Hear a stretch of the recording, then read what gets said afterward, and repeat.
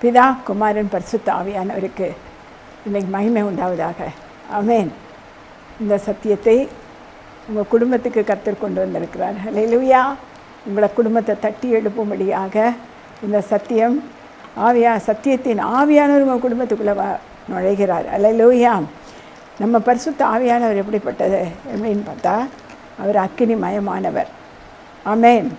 அவர் உள்ளே வந்தால் போதும், கஷ்டம் பாடு அதுக்கு எதிராக வருகிற சத்துருக்கள் பிசாசுகளின் வல்லமைகள் எல்லாம் அவர் அக்கினியிலே சுட்டெரித்து போடுகிறவர். ஹல்லேலூயா. அப்படி அக்கினி ரதத்திலே வருகிறவர். ஆமென்.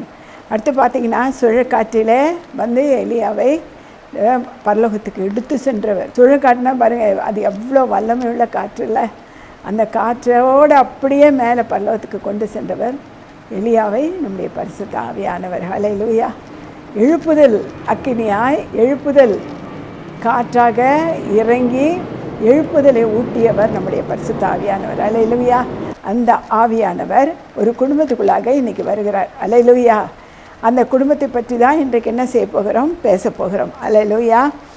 என்ன அப்படின்னு சொன்னால், ஒரு குடும்பத்தில் ஒரு பொருளாதார சரி வந்துருச்சு, கஷ்டம் வந்துருச்சு, பாடு வந்துச்சுன்னு வச்சிங்களேன், உடனே என்ன செய்வாங்கன்னா, உடனே போய் முழங்கால் போடுவாங்க. முழங்கால் போட்டு, ஆண்டவரே எனக்கு இந்த பாடு வந்துருச்சுப்பா, இந்த கஷ்டம் வந்துருச்சுப்பா, எனக்கு பதில் கொடுங்கப்பா, இது எப்படியோ இந்த கஷ்டத்தை எடுத்து போடுங்க அப்படின்னு சொல்லுவாங்க. ஆனால் அதை கேட்கப்பட்டு சில நேரங்களில் கேட்கப்பட்டுரும், சில நேரம் கேட்கப்படாமல் போயிடும். கேட்கப்படாமல் போயிடுச்சுன்னு வச்சிங்களேன், அது என்ன ஆகும் அப்படின்னா, அது அப்படியே கொஞ்சம் கொஞ்சமாக ஜெபம் குறைய ஆரம்பித்து மனசில் வேதனையும் கஷ்டமும், நம்ம என்னடா ஜெபிக்கிறோமே இன்னும் பதில் ஆண்டவருக்கு கொடுக்கலையேன்ற ஒரு சோர்வு என்ன பண்ணோன்னா, ஜெபத்தை என்ன செய்யும், நம்முடைய உள்ளத்தை அப்படி குறைச்சிட்டே வந்துடும். ஜெபமும் செய்ய முடியாதபடி துக்கம் என்ன செய்யும், நம்முடைய கண்களை மூடும். ஹல்லேலூயா. என்னென்னா, அதே மாதிரி இந்த 2 ராஜாக்களின் புஸ்தகம் 4ஆம் அதிகாரம் 1வது வசனத்தை நாம் படிக்க போகிறோம். ஹல்லேலூயா. பார்த்திங்கன்னா, தீர்க்கதரிசியுடைய புத்திரரில் ஒருவனுக்கு மனைவியாக இருந்த ஒரு ஸ்திரீ எலிசாவை பார்த்து, உம் அடியானாகிய உன் புருஷன் இறந்து போனான், உமது அடியான் கர்த்தருக்கு பயந்து நடந்தான் என்பதை அறிவீர். கடன் கொடுத்தவன் இப்பொழுது என் 2 குமாரரையும் தனக்கு அடிமையாக்கி கொள்ள வந்தான் என்றான். ஹல்லேலூயா. பாருங்கள், இதை நீங்கள் தியானம் பண்ணீங்கன்னு வச்சிங்களேன், ஈஸியாக நிறைய காரியங்கள் இதுக்குள்ளே இருக்குது. ஹல்லேலூயா. தீர்க்கதரிசிகளுடைய புத்திரன். ஹல்லேலூயா. அது யாருன்னா, எலிசாவோட இணைந்து ஊழியம் செய்த ஒரு தீர்க்கதரிசி.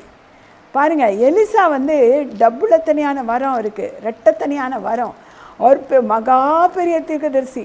அவர்கிட்ட இந்த தீர்க்கதரிசி இருந்திருந்தா அவர் எவ்வளோ வரங்களை அவர் பெற்றிருப்பார். நல்லா யோசித்து பாருங்களேன். குடும்பத்தில் சமாதானம் இருந்திருக்கும், சந்தோஷம் இருந்திருக்கும், கர்த்தர் உலாவி இருப்பார், அதை பார்த்துருப்பாங்க. நல்ல ஜெபம் நிறைந்த குடும்பமாக இருந்திருக்கும். ஹல்லேலூயா. நிறைய ஜெபம் இருந்தால் தான் ஒரு தீர்க்கதரிசியாக மாற முடியும். கர்த்தரோடு இணைந்திருந்தால் தான் தீர்க்கதரிசியாக மாற முடியும். கர்த்தரோடு இணையலைன்னு வச்சுங்க, நம்ம ஒரு தீர்க்கதரிசியாக மாறவே முடியாது. ஹல்லேலூயா. ஏன்னா அவர் தான் நமக்குள்ளே இருந்து பேசுகிறவர். ஹல்லேலூயா. கர்த்தருடைய சொல்லாக இருக்கிறவர் தான் தீர்க்கதரிசி. ஆண்டவர் ஏதாவது சொல்லணும்னு நினச்சா அந்த தீர்க்கதரிசி மூலமாக தான் உலகத்தில் என்ன செய்வார், சொல்லுவார். ஹல்லேலூயா. இது நடக்க போகுது அப்படின்னு சொல்கிறது ஃபுல்லாகவே உள்ளே இருந்த ஆண்டவர் தான். அதை இவங்க நாவின் மூலமாக என்ன செய்வாங்க, சொல்லுவாங்க. ஹல்லேலூயா. அடுத்து பார்த்திங்கன்னா, அவர் வந்து ஆண்டவருடைய எழுத்தாணியாக இருப்பவர்கள். இந்த பவுலப்போஸ்தலன்லாம் ஒரு பெரிய தீர்க்கதரிசியாக ஆண்டவர் வைத்திருந்தார். ஆமென். அவர் எத்தனை நிருப வாக்கியங்களை எழுதியிருக்கார் பார்த்தீங்களா. அது எல்லாம் ஞானத்தின் ஆவியானவர். ஹல்லேலூயா.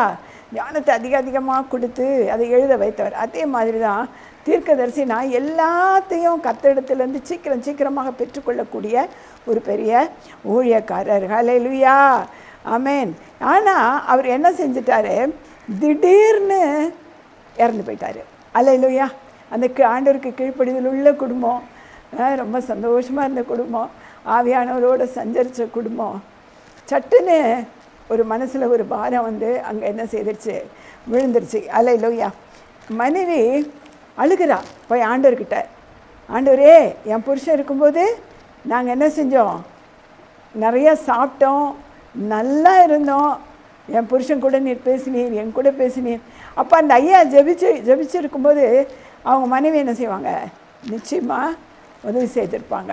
அவங்களும் ஃபாஸ்டிங் போட்டு என்ன செஞ்சுருப்பாங்க, ஜெபிச்சிருப்பாங்க. அந்த தீர்க்கதரிசிக்கு என்ன தேவையோ அதை எல்லாம் செய்து கொடுத்துருப்பாங்க.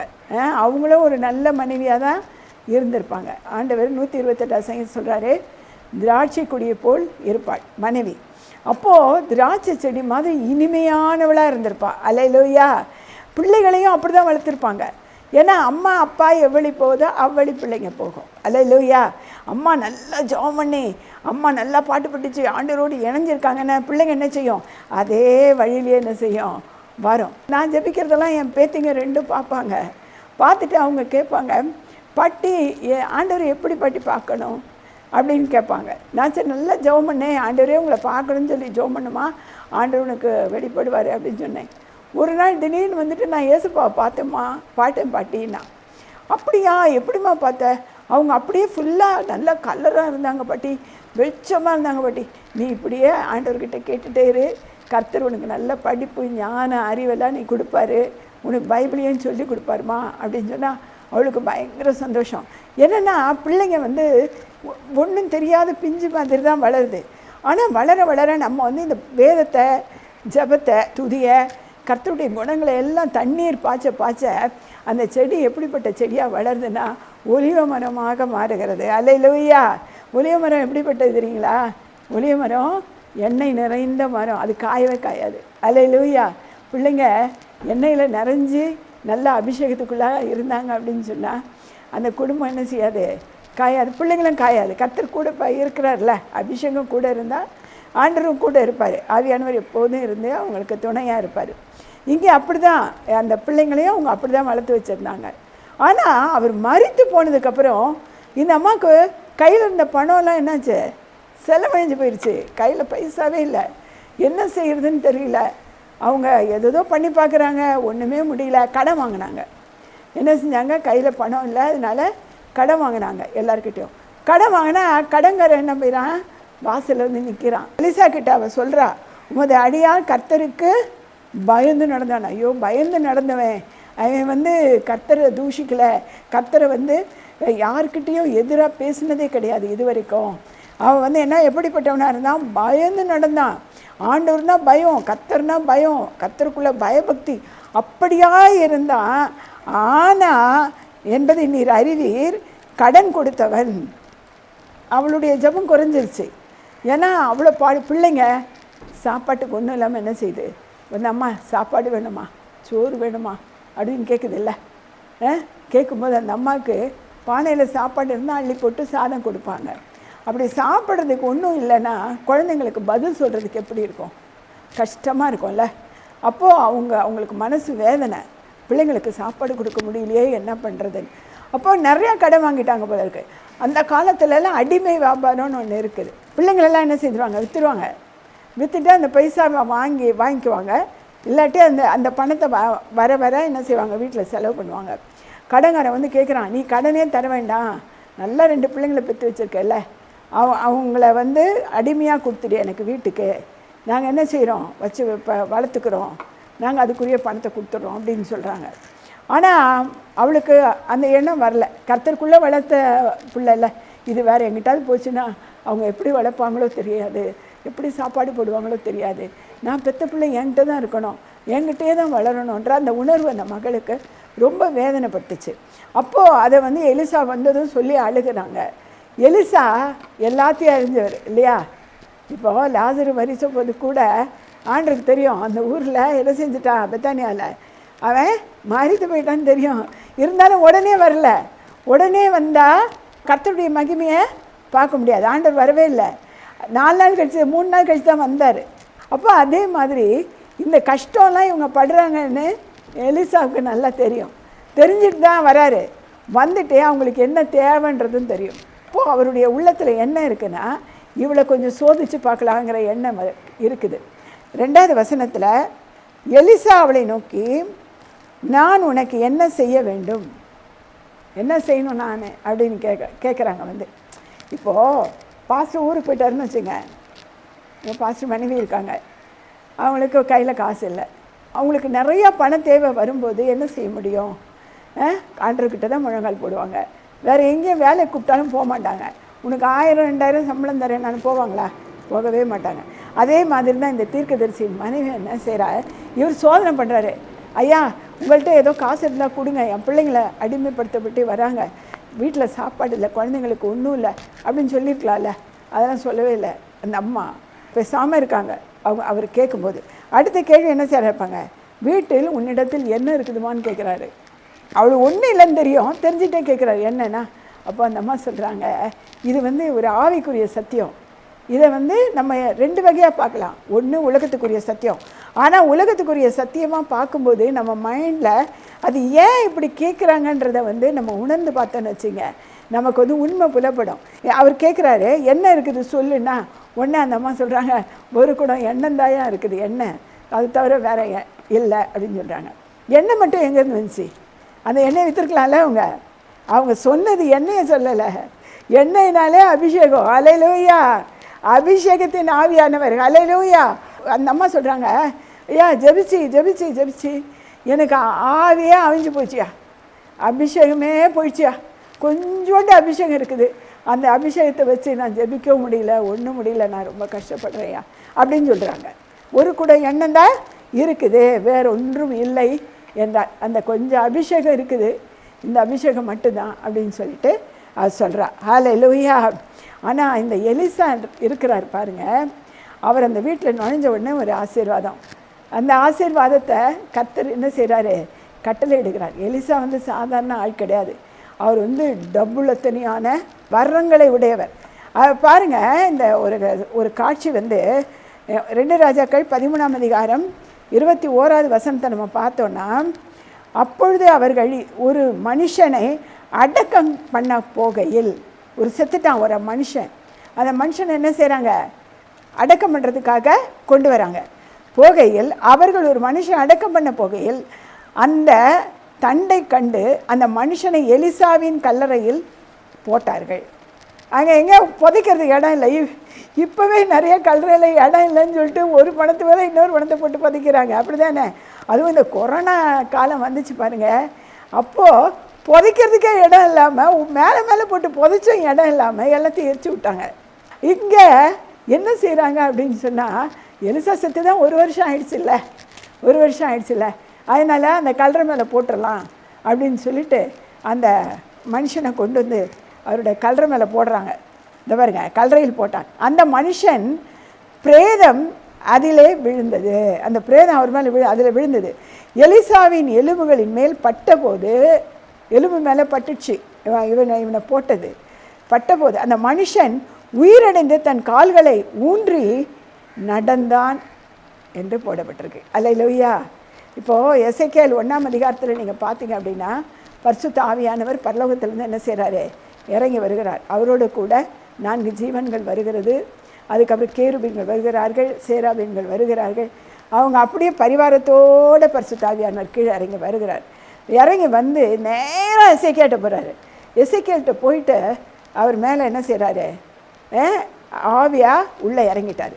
இறங்கின உடனே அந்த எசேக்கியா ராஜா எசேக்கியா என்ன பண்ணார், தீர்க்கதரிசி காலூன்றி நின்றார்.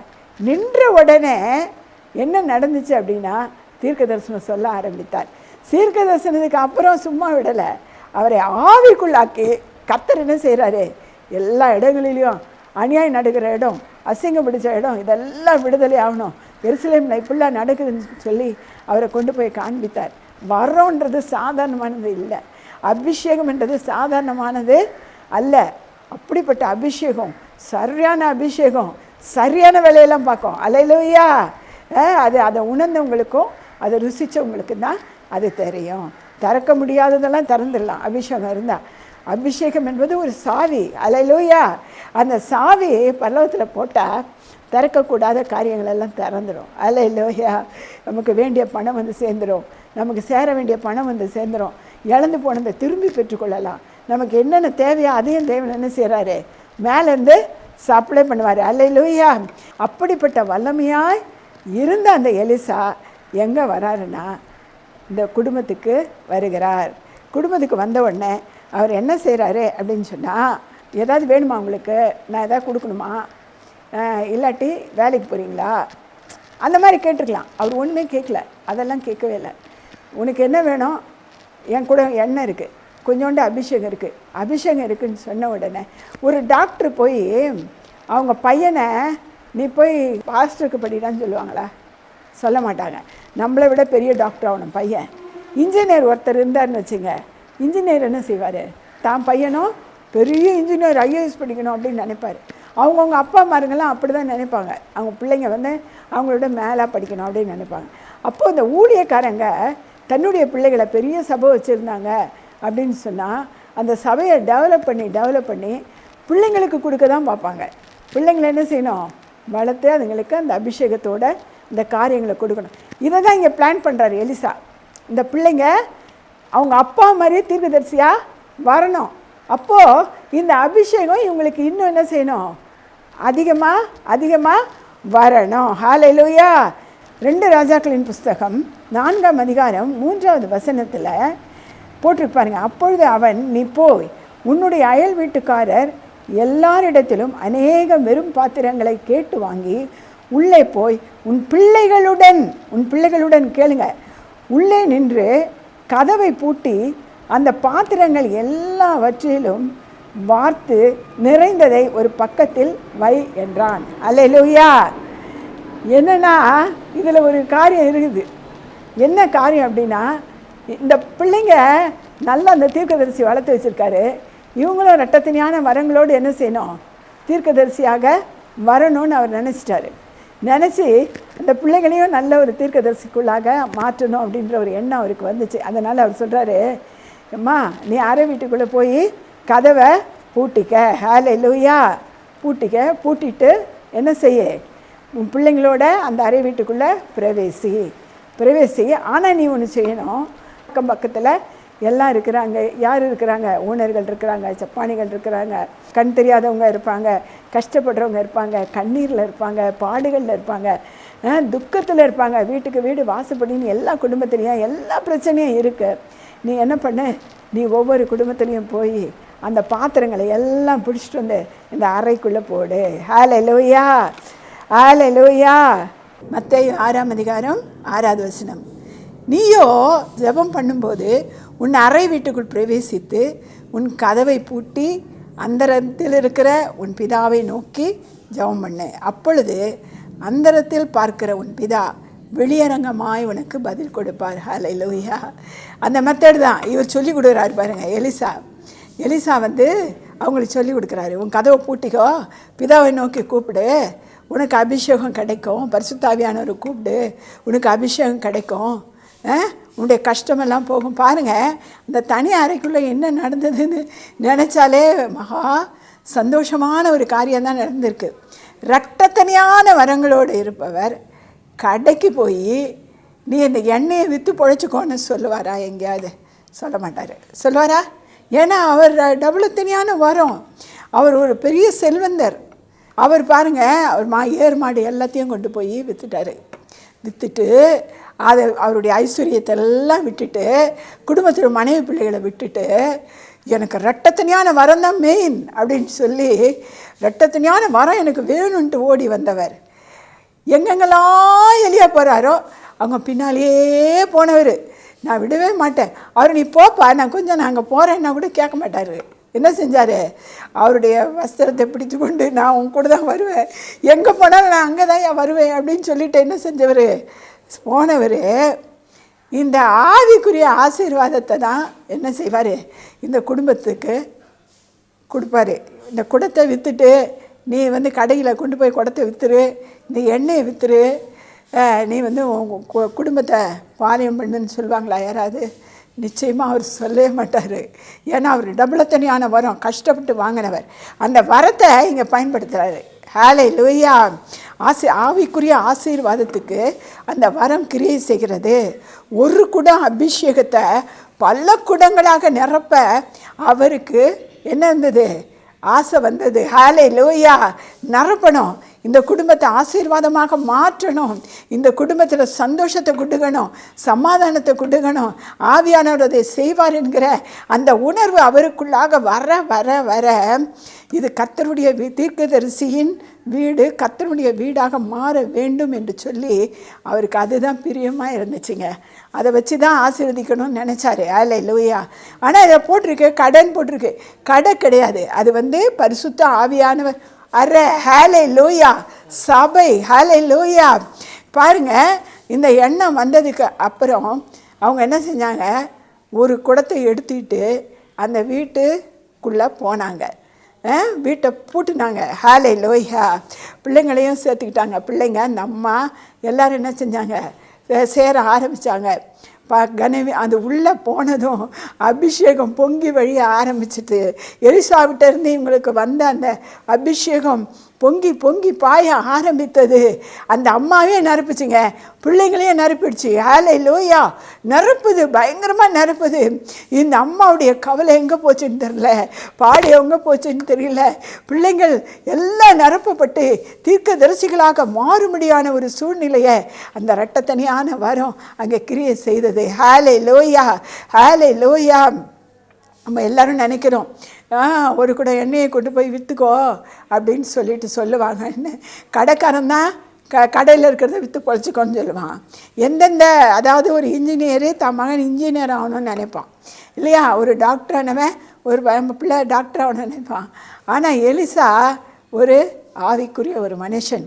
அவர் எப்படிங்க விட்டு கொடுப்பார் ஆவியானவரை? அவர் விட்டு கொடுப்பாரா? நீங்கள் விட்டு கொடுப்பீங்களா? முதல்ல ஆவியானவரை விட்டு கொடுக்கவே மாட்டோம். எனக்கு ஆவியானவர் வேணும் அப்படிங்கிற உணர்வு சில தடைகளால் தான் நம்ம ஜபத்தை தடையாகுதே ஒழிய, இல்லாட்டி நம்ம அவரை என்ன செய்ய மாட்டோம், விட்டு கொடுக்கவே மாட்டோம். ஹல்லேலூயா. ஹல்லேலூயா. இங்கே பார்த்தீங்கன்னா பிள்ளைகள் மீது அபிஷேகம் அதிகமாய் பெய்ய ஆரம்பிச்சது. ஏன்னா அவங்க அப்பா தீர்க்கதரிசி. ஹல்லேலூயா. தீர்க்கதரிசியின் பிள்ளைகள். அப்போது தீர்க்கதரிசியாக தான் மாறணும்னு அவருடைய எண்ணம். ஹல்லேலூயா. இந்த ஆரோனின் பிள்ளைகள் போல் அல்ல. ஹல்லேலூயா. ஆரோனின் பிள்ளைகள் என்ன செஞ்சாங்க, அந்நிய அக்கினியை கொண்டு போய் ஆண்டவருடைய பரிசுத்த பலிபீடத்தில் கொண்டு போய் போட்டாங்க. கர்த்தர் அவங்களை அழித்து போட்டார். ஹல்லேலூயா. ஆமாம் தானே? எப்படி வளர்த்துருக்காங்க பாருங்கள் பிள்ளைய. ரெண்டாவது ஏலியின் பிள்ளைகள். அவர் பெரிய தீர்க்கதரிசி, அவர் சபையை வச்சு நடத்துகிறவர், ஆண்டவர் மீது பேசுகிறவர். அவர் பாருங்கள், அவர் பிள்ளைங்க எப்படி இருந்தது அப்படின்னு சொன்னாக்கா, விபச்சாரியும் வேசித்தனம் பிள்ளைங்களுமாய் இருந்துச்சு. அல்லேலூயா. அந்த மாதிரி இந்த பிள்ளைங்க இல்லைங்க. சாமுவேல் தீர்க்கதரிசியின் பிள்ளைங்க கூட பாவத்தில் அழிந்து போனார்கள். அல்லேலூயா. எல்லாம் கர்த்தர் கோபத்தில் அடித்து போட்டார். ஆனால் இந்த பிள்ளைங்க அப்படி அல்ல. தேவன் நினைத்ததை போல அபிஷேகத்துக்குள்ளாக நிரப்பப்பட்டார்கள். அல்லேலூயா. துதியும் ஜபமும் இணைய இணைய இணைய புது யுகம் பிறந்தது, புது காரியங்கள் பிறந்தது, புது ஆசீர்வாதம் இறங்கியது, புதிதாக காரியங்கள் எல்லாம் அவங்க குடும்பத்தில் நடக்க ஆரம்பித்தது. ஹல்லேலூயா. அந்த அம்மாவும் தீர்க்கதரிசியாக மாறினாங்க. ஆமேன். அந்த அம்மா என்ன செஞ்சாங்க, தீர்க்கதரிசியாக மாறினாங்க. அதை பாருங்கள், 2 ராஜாக்கள் 4ஆம் அதிகாரம் 3வது வசனம் பாருங்கள். அப்பொழுது அவன், நீ போய் உன் அயல் வீட்டுக்காரரிடத்திலும் அநேக வெறும் பாத்திரங்களை கேட்டு வாங்கி உள்ளே போய் உன் பிள்ளைகளை உள்ளே நின்று கதவை பூட்டி இந்த பாத்திரங்கள் எல்லாவற்றிலும் பார்த்து நிறைத்ததை ஒரு பக்கத்திலே வை என்றார்கள். அல்லேலூயா. இங்கே என்ன பண்ணுறாங்க, அப்படியே ஆவியில் நிறையிறாங்க. இந்த பிள்ளைங்கள்லாம் அவங்க அப்பா மாதிரியே ஒரு தீர்க்கதரிசியாக மாறுறாங்க. அவங்களுடைய நாவு அசைக்கப்படுகிறது, தீர்க்கதரிசன நாவு அசைக்கப்படுகிறது. அவருடைய வாழ்க்கையில் தீர்க்கதரிசனம் பேச ஆரம்பிக்கிறார்கள், ஆண்டவரோடு பேச ஆரம்பிக்கிறார்கள், ஆண்டவர் இவளோடு பேச ஆரம்பிக்கிறார்கள். ஹல்லேலூயா. அப்படிப்பட்ட மகத்துவமான ஒரு குடும்பமாக அது என்ன செஞ்சது, அந்த அபிஷேகம் முட்டி அந்த ஆசீர்வாத வாசலை திறந்து கொடுத்தது. ஹல்லேலூயா. ஹல்லேலூயா. எலிசாவின் மரம் அப்படி தானே கிரியை செய்தது. இங்கே பார்த்தீங்கன்னா, அயல் வீட்டுக்காரரிடத்திலும் உன் பிள்ளைகளை அனுப்பி எல்லாம் பாத்திரங்கள்லாம் கேட்டு வாங்கிட்டு வந்தார். பாத்திரங்கள் அப்படின்னா என்ன அர்த்தம்னா, மக்கள். ஹல்லேலூயா.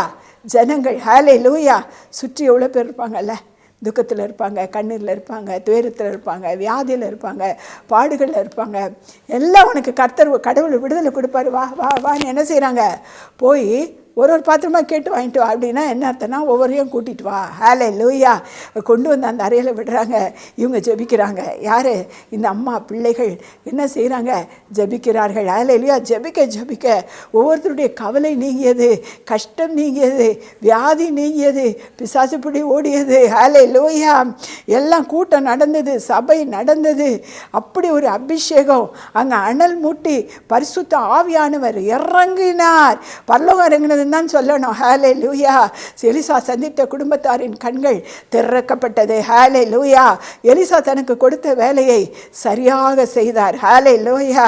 அவர் வெளியில் போகல, மொத்தமாக ஆண்டவர்கிட்ட தான் அவங்கள வழி நடத்தியிருக்கிறாரு. இழந்து போனதை நீ பெற்றுக்கொள். டபுளத்தனையாக பெற்றுக்கொண்டாங்க. அதுதான் அங்கே இருக்குது. ஹல்லேலூயா. ஆண்டவர் ஒரு ஆசீர்வாதம், ஒரு கதவு முன்னா இன்னொரு கதவு திறக்கும். ஒரு ஆசீர்வாதம் நம்மளை கடந்து போச்சுன்னா பல ஆசீர்வாதங்களை தேவன் என்ன செய்வார்? அள்ளி கட்டாயமாக கொடுப்பாரு. ஹல்லேலூயா. அதை தான் இங்கே செய்திருக்கிறாரு. ஹல்லேலூயா.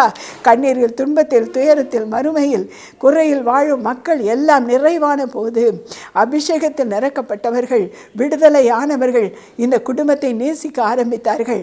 அவர் காணிக்கை கொடுத்துருப்பாங்க. நிச்சயமாக காணிக்கை இல்லாமல் இருந்திருக்காது. அந்த காணிக்கை பணம் என்ன ஆச்சுன்னா அவனை அடிமை கொள்ள வந்துச்சு. பார்த்தீங்களா பிள்ளைகளை? பிசாசு எப்படியாவது இந்த பிள்ளைங்க தீர்க்கதரிசியாக மாறினா இந்த உலகத்தை எலிசா போலவே கலைக்கிடுவாங்க. அதனால் இவங்களை என்ன செய்யணும்? இவங்களை நிறுத்தணும் அப்படின்னு சொல்லிட்டு போராடி அவன் அடிமைப்படுத்த அவன் நினச்சி அவங்க வீட்டை தேடி வந்தான். ஆனால் அடிமைப்படுத்தவே முடியலை. ஹல்லேலூயா. அடிமைப்படுத்த முடியலைங்க. அடிமைப்படுத்த நினைச்ச பிசாசு, அடிமைப்படுத்த நினைத்தவன் ஓடி போயிட்டான். கடன் கொடுத்தவனுக்கெல்லாம் கடனை என்ன செய்யாங்க? இவங்க கொடுத்து பைசல் பண்ணாங்க. குடும்பத்தில் அரிசி பாத்திரம், கோதுமை பாத்திரம், அரிசி பாத்திரம், எண்ணெய் பாத்திரம் எல்லாம் நிரம்பி வழிய ஆரம்பித்தது. அவருடைய கஷ்டங்கள் போனது. பரிசுத்த ஆவியானவர் உள்ளே வந்தால் அதுதான் நடக்கும். ஹல்லேலூயா.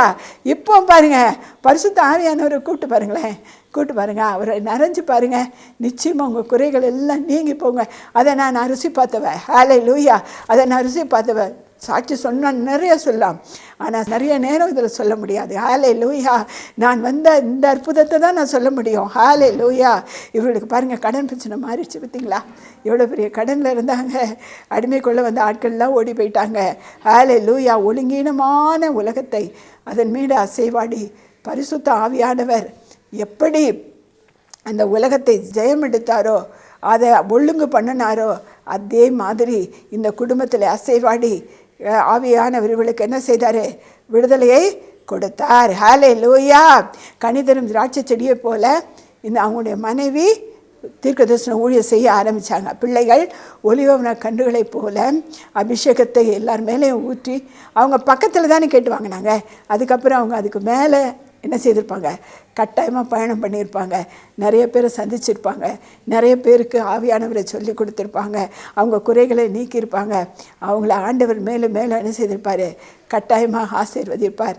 தீர்க்கதரிசி மரித்த பிறகு இருந்த அந்த கஷ்டத்துக்கு பதிலாக பல மடங்கு ஆசீர்வாதத்தை பரிசுத்த ஆவியானவர் அவங்க வீட்டுக்குள்ளாக வந்து தங்கினார். ஹல்லேலூயா. உலகம் எல்லாம் முடிஞ்சு போச்சுன்னா அதோடு நம்ம மறந்துடணும். ஹல்லேலூயா. நம்மளை விட்டு இறந்து போயிட்டாங்களா? சரி, கத்தர்கிட்ட இருப்பாங்க, நம்ம போய் பார்த்துக்கிடுவோம். அவங்கள பற்றி நினைக்கக்கூடாது. உங்களுடைய நினைவுகள் எல்லாம் பரிசுத்த ஆவியோடு கட்டப்படணும், ஆவியானவரோடு கட்டப்படணும். அப்போதாங்க உங்களுக்கு விடுதலை. ஹல்லேலூயா. ஹல்லேலூயா. 2 ராஜாக்கள் 4:5-6 வந்து அவர் சொல்கிறாரு, எலிசா சொல்கிறாரு, இன்னும் ஏதாவது பாத்திரம் இருந்தால் கேட்டு வாங்கிட்டு வா. ஹல்லேலூயா. இல்லை, ஒன்றுமே இல்லை. அது போய் சொல்கிறாங்க, வேறு பாத்திரங்கள் இல்லை. ஹல்லேலூயா. எல்லோரும் இப்போ சுற்றி இருக்கிறவங்களாம் சந்தோஷமாக இருந்திருப்பாங்கல்ல, அதே மாதிரி நாம் சந்தோஷமாக இருக்கணும்ல. நம்ம மேலேயும் கர்த்தர் அதே மாதிரி அசைவாடுனா நம்ம குடும்பம் ஒழுங்காகாதா? கட்டாயம் ஒழுங்காகும்.